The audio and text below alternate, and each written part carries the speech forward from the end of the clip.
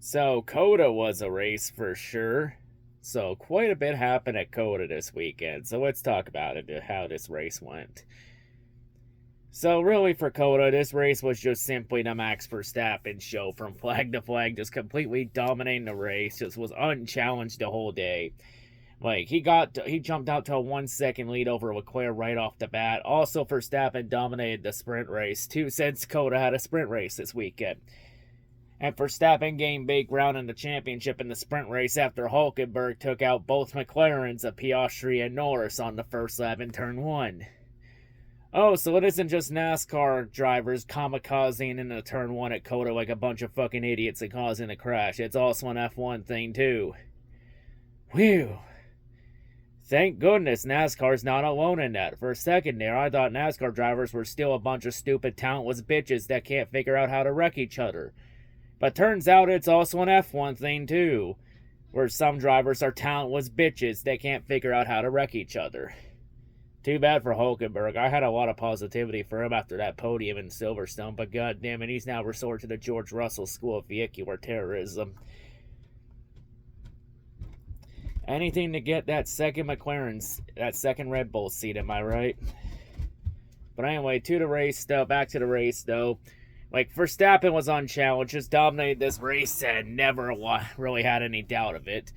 Like, the only real battle throughout this race was for second between Lando Norris and Charles Leclerc, as Leclerc was just trying to build some positivity and for this disastrous season, to try and build some positive momentum with Ferrari before next year.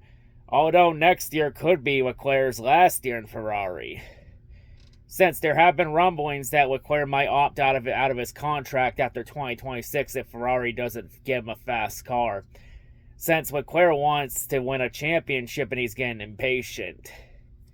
And with Ferrari's recent track record, it looks like he may not begin now with Ferrari unless Ferrari actually gets their fucking heads out of their asses for once. Time will tell there. But in this race, it looked like Leclerc was going to pull off the second place finish when he got ahead of Norris on pit strategy.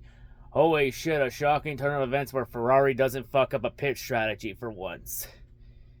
Too bad they still can't beat Verstappen. Oof.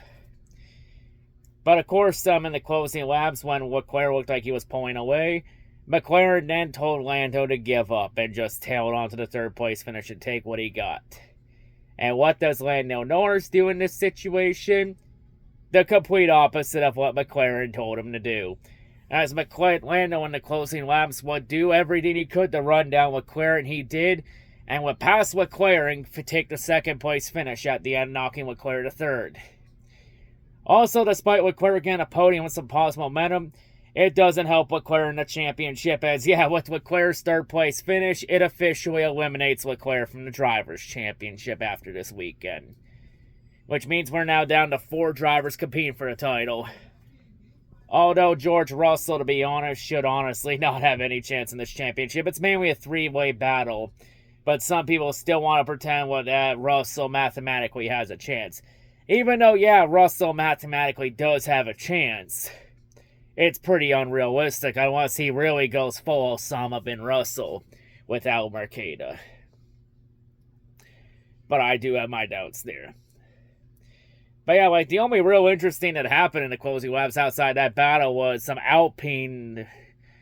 trouble in Alpine with Franco Colapino ignoring team orders when he was told to stay behind Pierre Gasly, when Franco was faster than him. And what does Franco do? He just goes and passes him and ignores team orders. Because he had Bortoletto right on his ass, and Verstappen was about to lab all 3 of them, which he eventually did, but Franco ignored team orders and finished ahead of him, which that was the right call. Honestly, I don't know why. Honestly, team orders should be fucking illegal in F1.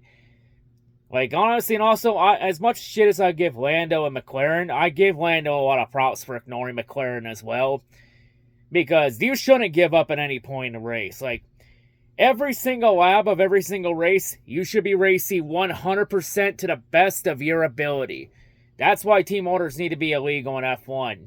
Every driver out there on the track should be racing to the best of their ability, Like, if you're not racing 100% to the best of your ability, then why the fuck are you on the track to begin with? That's pretty stupid. Like, if you're not going to give 100% every single race, then get the fuck out of the car and let somebody else in that will give 100% to the best of their ability every single lap of every single race then. But yeah, shame on McLaren for trying to teach that loser mentality shit to Orlando. Shame on McLaren for that. And their stupid Popeye bull crap. Honestly, be glad there was no stupidity there that screwed Oscar Piastri over. I go harder on McLaren for this shit. But of course, with Lando ignoring McLaren's advice and taking the second place finish from Leclerc, that's 3 more points Lando gains in the championship. Which that could be crucial in these last 5 races. Because now with 5 to go, with 2 sprint races in the middle of that, Lando now cuts its championship deficit to Oscar Piastri to 14 points after Oscar Piastri failed to finish on the podium again, finishing up in P5. So Piastri's lead is now 14 points. And with Verstappen getting another win and all momentum in the world, Verstappen is now 40 points back at the championship with 5 to go. So even though it's really been the McLaren Civil War, Piastri and Norris, don't count Verstappen out. Because 40 points with 5 to go, Verstappen can make that up. Especially if we have shenanigans like what happened in the sprint race with Lando and Oscar happen again in these last 5 races and any of the 2 other sprint races coming up that year. Like Max, like for Verstappen's situation, the drive for 5 is still 100% alive and well. But Verstappen's going to need a lot of help in these last 5 races to make that up. Like for Verstappen to have any chance, he has to gain at least 8 points on Piastri the remainder of the season to gain in the championship. But yeah, and he has to gain like 5 points a race on Lando the rest of the year as well. But yeah, it's really a 3-way fight, but Verstappen's going to need some help, though, to have a shot at the championship. It's going to be quite an interesting fight these last 5 races for the title. And also, COTA once again, another great crowd, another great turnout, too. And the good news about F1 at COTA is COTA gets rewarded for another great turnout. As F1 has extended its contract with COTA, keeping COTA on the F1 schedule until 2034. Along with the big TV deal that came out too with Apple TV, which we'll talk about the Apple TV thing. Now that pretty much the race recap part of this is over, we'll talk about the rest of the stuff that happened this weekend. Because we have the new F1 TV contract in the US with F1 going to Apple TV. And F1 TV getting phased out with Apple TV taking over for the next 6 years until 2031, starting next year. Where F1 will begin where Apple TV will be paying F1 $160 million a year. You may think that's a lot until you look at NASCAR's TV deal, where NBC, Fox, Amazon Prime, and TNT are paying NASCAR $1.1 billion a year for the next 7 years. Yeesh. I mean, pretty big chump change for F1 with $160 million compared to NASCAR. That's $160 million is chump change. Especially considering that F1's more of a worldwide motorsport compared to just a North America motorsport. But yeah, and I know some people are going to criticize this move because they took more money from Apple TV than ESPN, which no fucking shit they were going to take more money. I mean, you got to keep in mind, I don't fault F1 for taking more money at the end of the day. Because keep in mind, a lot of the people in F1 and all the executives, they all have families they got to provide for. So they got to get the best deal on the table possible to not only put food on the table and provide for their families, but also to help their health and well-being as well. Like, don't fault them for taking the bigger deal. Fault ESPN for not willing to cough up more money. Then again, I don't think ESPN really gave a shit about F1. Considering that ESPN barely marketed F1 the last few years.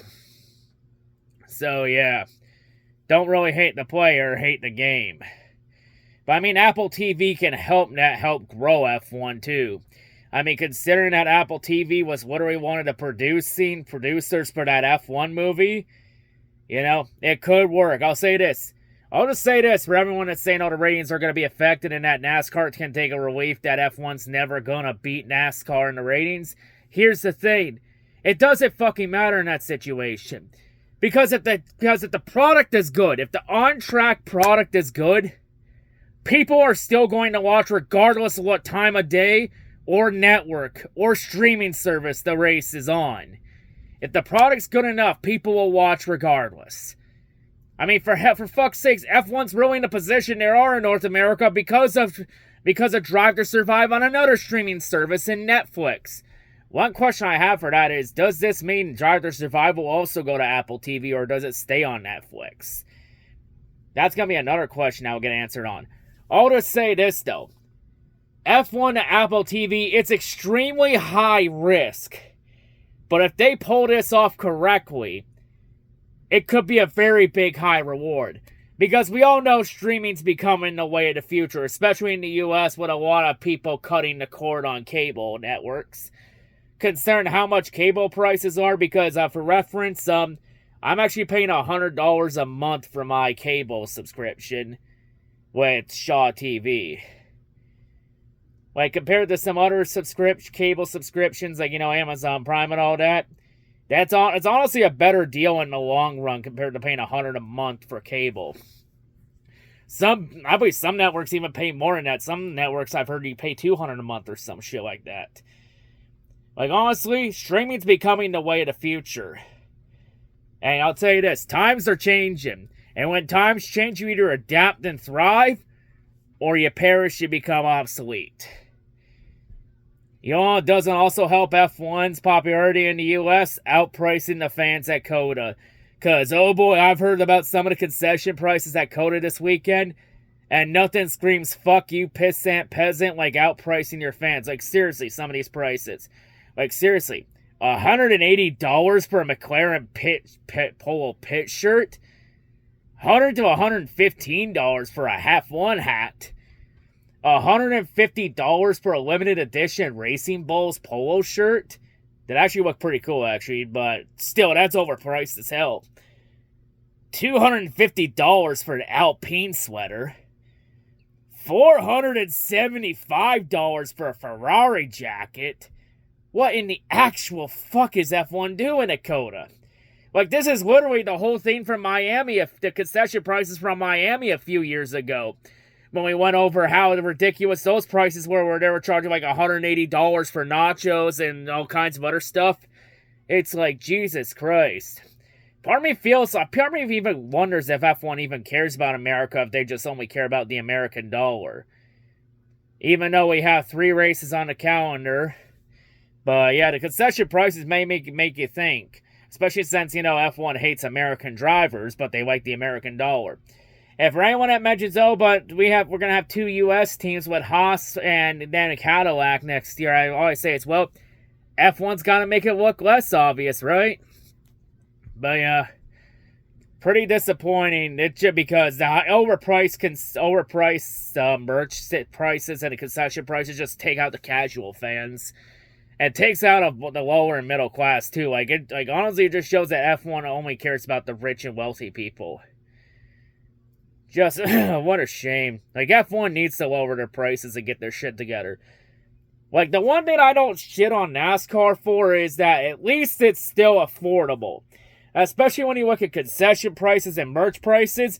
Like, when you compare merch prices for NASCAR side by side with F1, NASCAR's the way better deal, because usually the Larson pit shirts or any of the HMS pit shirts I bought, I've usually paid at least $35 to $40 for those pit shirts. Like, hell, the hats were maybe $25 maybe $30 at most. And honestly, I think that's the way better deal compared to F1. Like, the F1 pit shirts I bought, the Ferrari ones I got, they were at least discounted prices off, like, eBay for, like, $50, $60.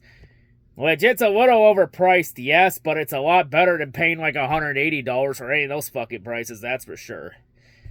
But yeah, even despite a lot of positives for F1, there's still a lot of things they need to get together. All I say to F1 is, if you really want to help grow your fan base in America, lower the prices.